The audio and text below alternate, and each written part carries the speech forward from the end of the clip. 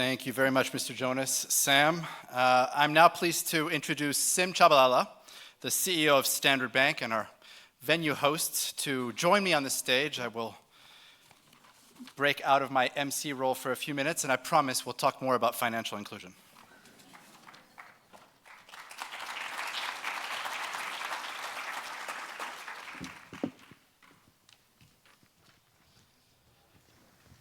I should say, well, make yourself at home, but you are home. Yes, indeed, Guillaume, and welcome home. Thank you so much. Most people here, I'd say probably everybody, knows who you are, so I'm going to be telling them things that they probably already know. But you are the CEO of the bank, the largest bank by lending assets in Africa. Yeah. Which is a wonderful thing to have on your LinkedIn profile. It's not my money, but it's $200 billion. Which is a tremendous size, and you've been called the Jamie Dimon of Africa. No. Jamie Dimon is the Sim Tshabalala of the United States. Right. Well, I know that you're going to New York very soon. You're going to have to tell them in person. We were really here to talk about fundamentals. 200 billion in lending assets, but also 20 million retail customers across the continent. This is really where connectivity starts.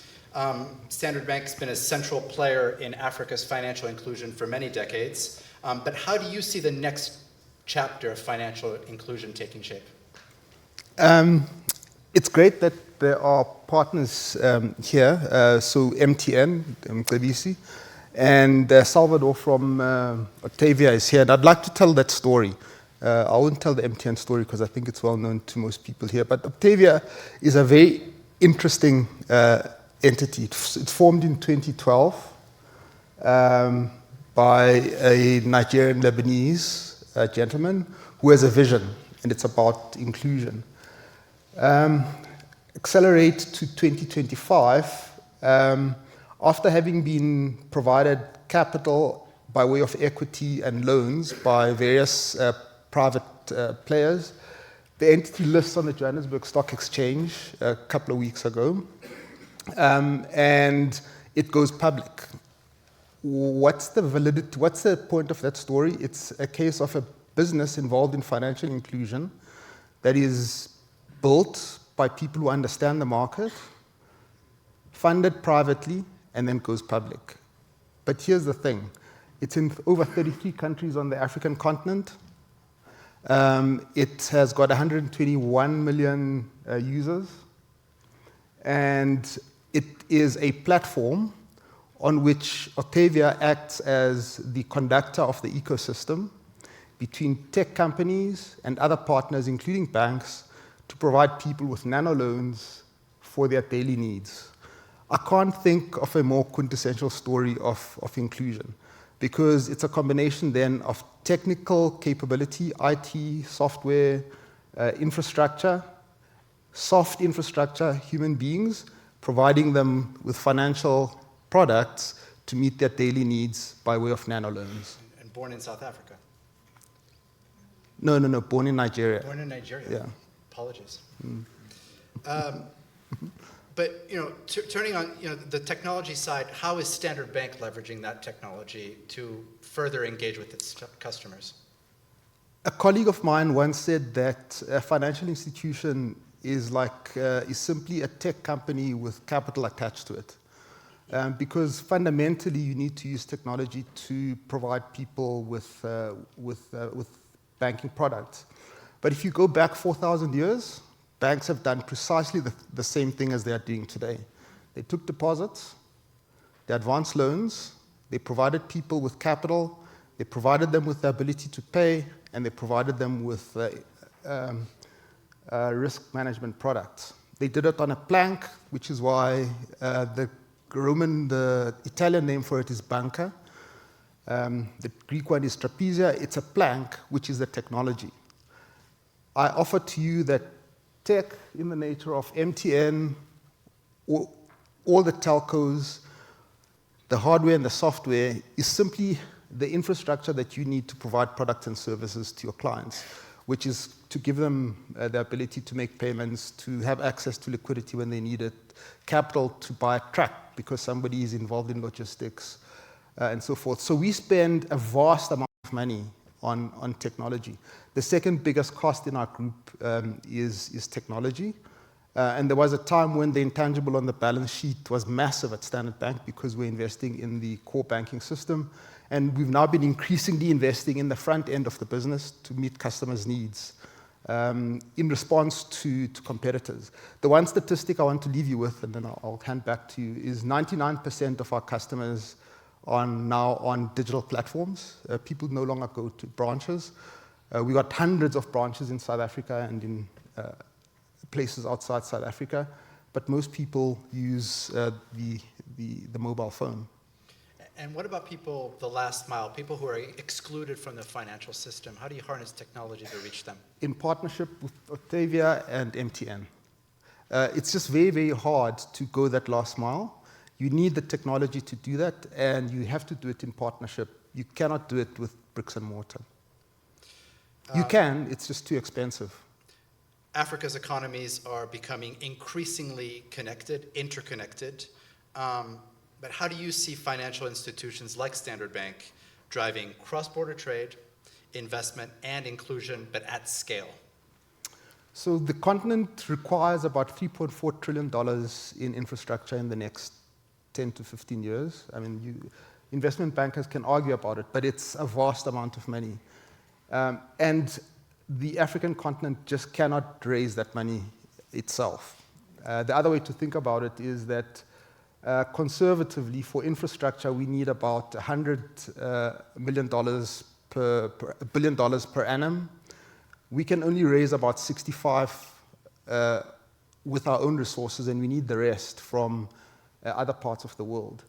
The role of banks in that context is to try and mobilize the money needed for that by putting together partnerships between development finance institutions, philanthropies, and banks, and finding innovative ways to provide that funding. A large part of it has to do also with advocacy. One of the things we're advocating for during this week, for example, is a reduction in the risk-weighted assets that banks have to hold against African projects, because we don't require that amount of capital. The maths just suggests that we need to hold about a third of the capital that we hold as Standard Bank, for example, for our projects.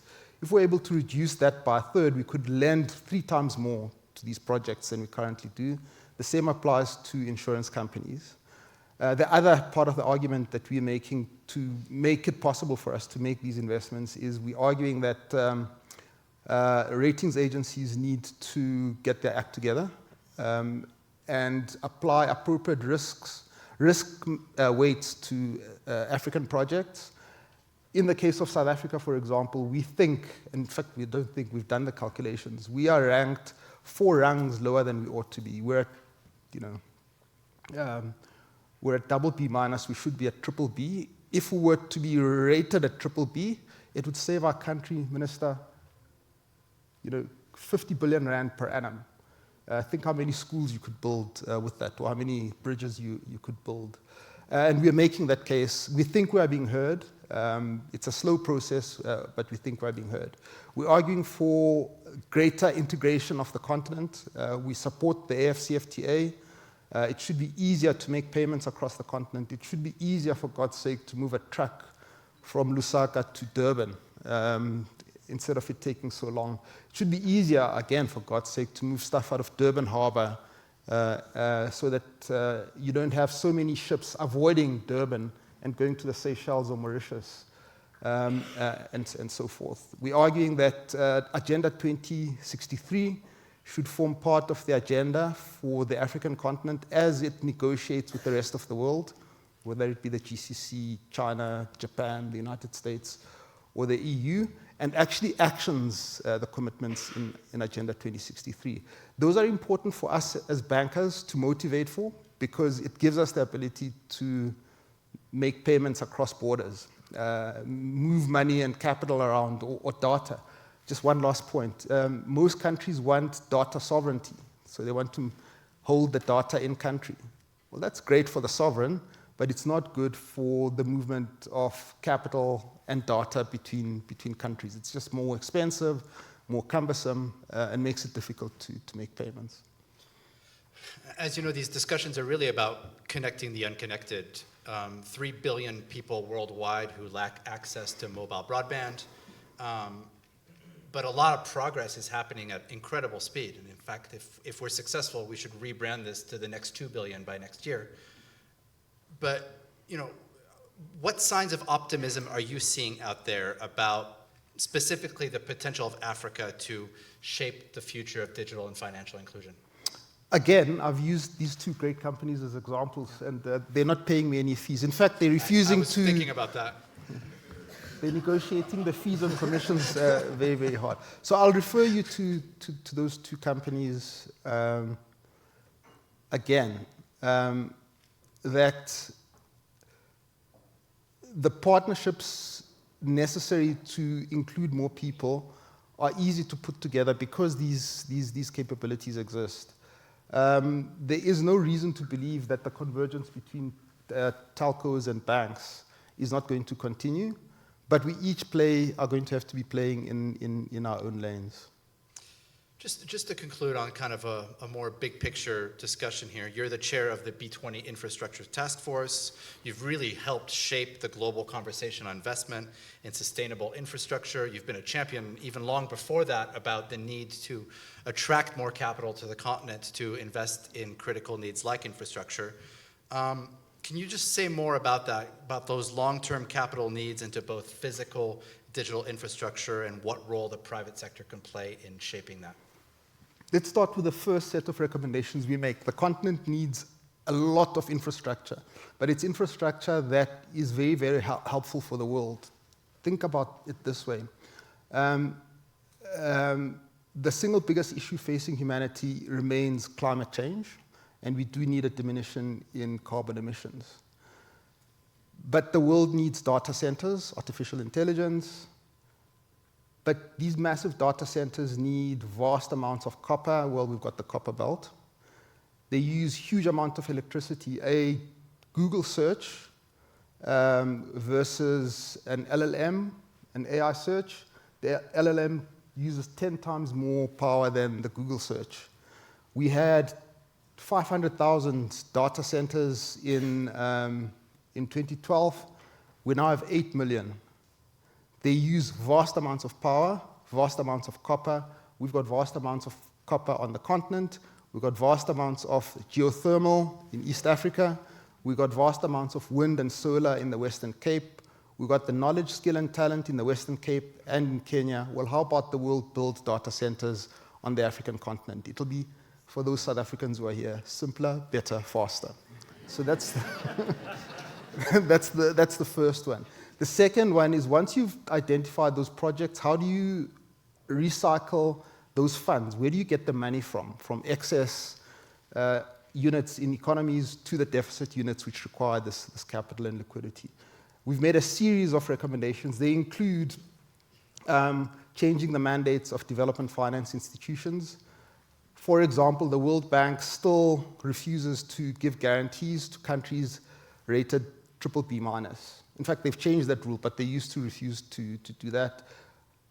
Guess what? That excludes the vast majority of African countries. In fact, it includes all of them, including the mighty Republic of South Africa. So that needs to change. So the mandate of these institutions need to change. The way they design their products need to change. The way they use rating agencies, ratings needs to change.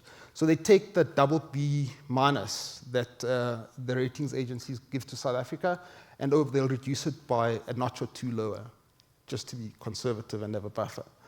So those things need to change.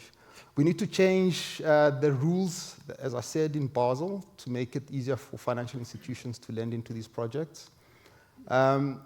We need to change the rules that relate to the way in which countries interact with investors and ratings agencies, because countries too have a role to play. They should be more transparent with their data, be more sophisticated with their investor relations, improve monetary policy, improve the independence of central banks, let the currencies float so that they're tightly linked to the economy. And lastly, once the money is moved from investors into projects, it needs to move into the economy. There are many recommendations, but the one that I think is the most important is put in place mechanisms that make it easy and quick to pay SMEs. At the moment, it takes far too long. So include SMEs in the value chains and have networks and systems that make it easier and faster to pay SMEs. That's tremendous. I think, sadly, we've run out of time. But Sim, I think this was your 4th time on the Semafor stage. I think you deserve some kind of medal for being in the Semafor Hall of Fame. And thank you very much again for hosting us here. Thank you very much, Guillaume. Thank you.